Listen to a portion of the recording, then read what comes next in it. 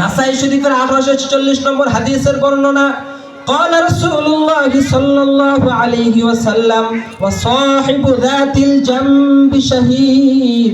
আমার কোন মুমিন উম্মতের মহিলা যদি অথবা আমার মুমিন উম্মত কোন পুরুষ যদি বিষ ফোড়ায় মারা যায়, বিষ ফোড়া হয়েছে, হয় না অনেক মানুষের? আল্লাহর নবী বলেন, মানুষের যদি ঈমান ঠিক থাকে, মানুষ যদি আল্লাহকে বিশ্বাস করে, আল্লাহর হুকুম আহকামগুলো মেনে চলে, মহিলা কিংবা পুরুষ ওই ব্যক্তিকে আল্লাহ জান্নাতে মর্যাদা দান করবেন। সুবহানাল্লাহ। 8 নম্বরে নাসাই শরীফের 1846 নম্বর হাদিসের বর্ণনা, قال رسول الله صلى الله عليه وسلم وصاحب الحرق شهيد।